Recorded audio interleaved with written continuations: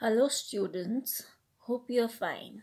Today we will be starting with the class 8 geography chapter 6, which is human resource. What is human resource basically? Human resource is a resource where humans use their ability, their labor, their intelligence, and their skill to develop a new thing. Okay, so we consider people as a resource because they have ability and knowledge which turns them into the resource. People are a nation's great resource. As they use their own ability means their own skill labour skill होता है जैसे आपकी किसी चीज़ में महारत है या कुछ चीज़ में आप अच्छे हो तो उसको हम ability बोलेंगे. And the knowledge means ज्ञान.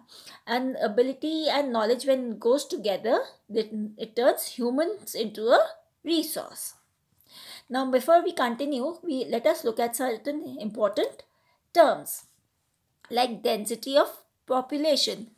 It refers to the number of people living in an area per square kilometer of land. So now density of population means area where people are living on a square per square kilometer means square एक 1 kilometre का आप square बनाइए उसमें कितने लोग रहते हैं उसको that is known as density of population.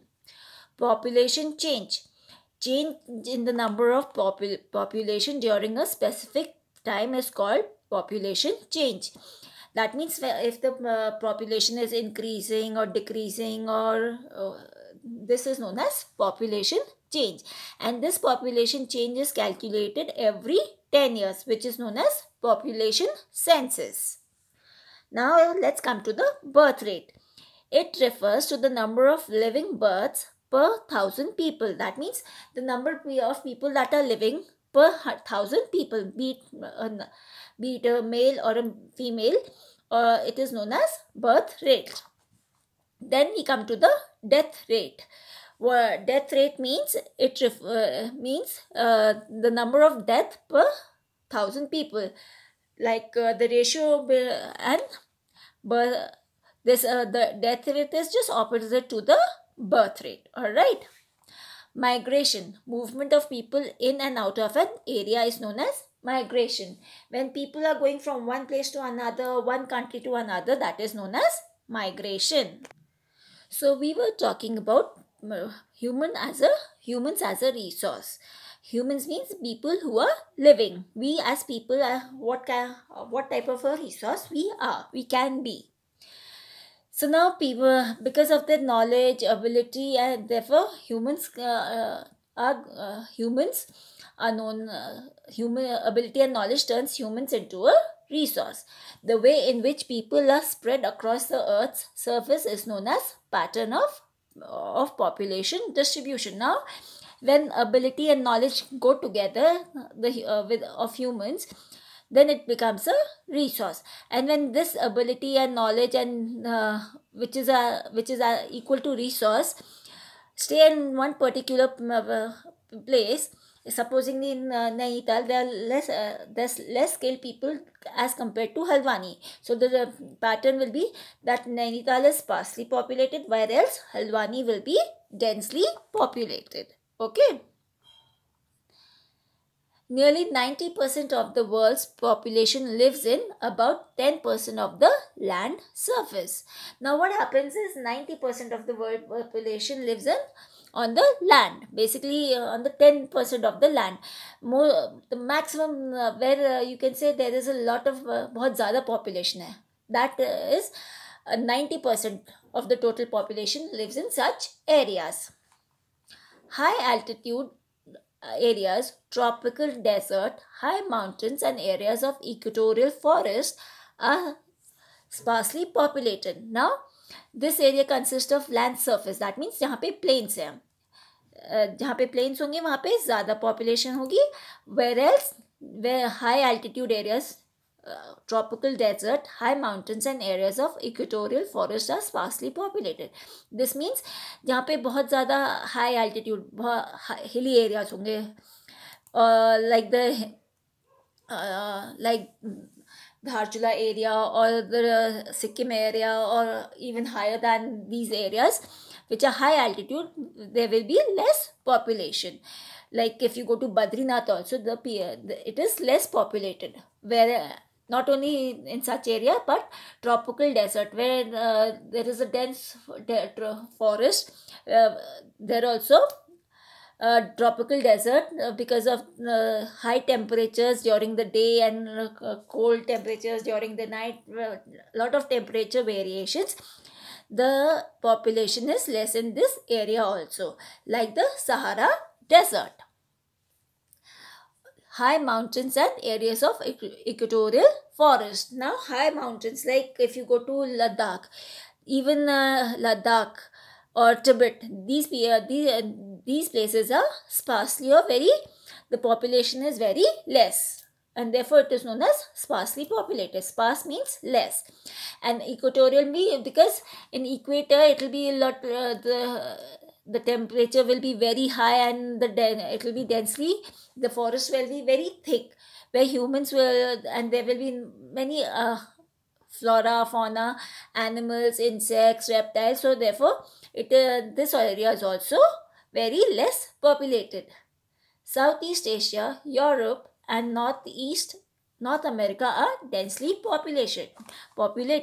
Now this area, Southeast Asia, that is India, Malaysia, Thailand, Vietnam, China, these areas are very highly populated.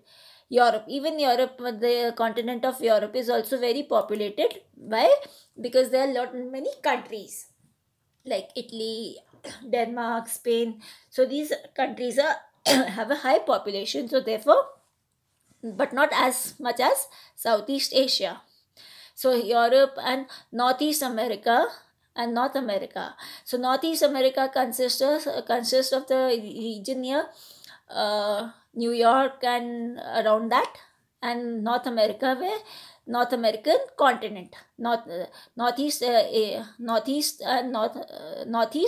Americas in the North American continent. Basically, these are the areas which are highly populated, or which are very densely populated. Densely means highly populated. The number of people living in a unit area of the Earth's surface is called the density of population. Like 1 square kilometer, that means 1 square kilometer is a unit, and therefore the number of people living in that area will be known as density of population. Topography, climate, soil, water, minerals, social, cultural and economic conditions are the important factors that affect the distribution of population. So topography means the terrain, up and down, high and low, then the climate, hot, cold, humid, then the type of soil, alluvial, sandy, clayey, dry. So the availability of water, minerals, and how is the social and cultural life out there, and the how economic conditions refers to the trading, or how a person can earn his livelihood. So these are the factors which affect the distribution of population. Change in the number of people during a specific time is known as population change. So now when there is a change in the population, either the population is going high or it is going low, so this is known as population change. And how we come to know if the population is rising or decreasing? Through a census. Census means counting of people, or counting of population, and this takes place every 10 years. The important causes of population change are birth rate, death rate and migration. So now these are the important causes of population change. Supposingly if there are more birth rate and less death rate, then the population will increase. And if death rate and is less than, if death rate is more than the birth rate, then the population will be low. And when a person is moving from one place to another, that means the population is of one place, place A is decreasing and place B is increasing. So this is known as change in population due to migration.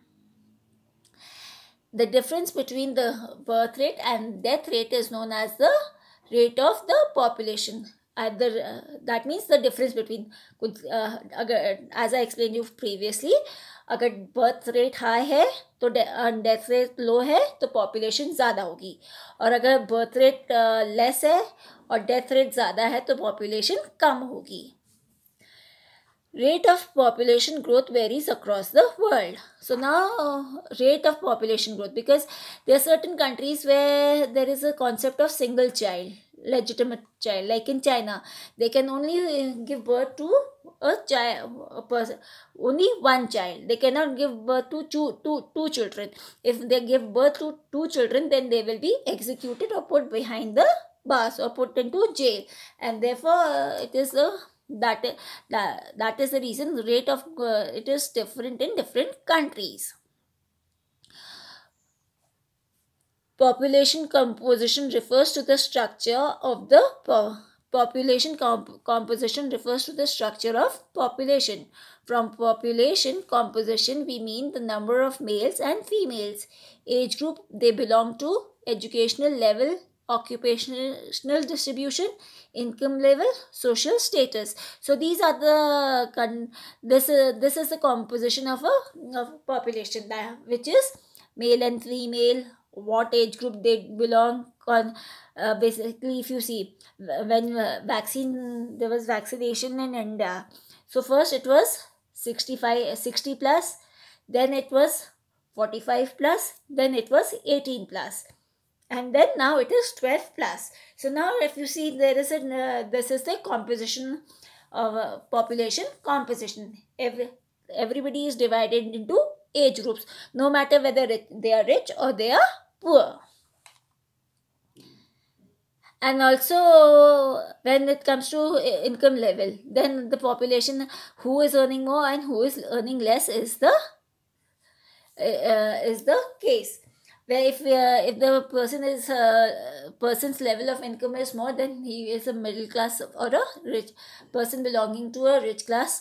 Whereas if the income is lower than 1 lakh or 1 lakh, that means they come in the lower income level. And there are certain people who do not even earn 5,000 a month, and therefore they are known as BPL, that is below poverty line.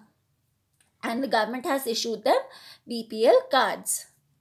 Then also in social status, what is the status of your status in the society, that also makes up the population composition.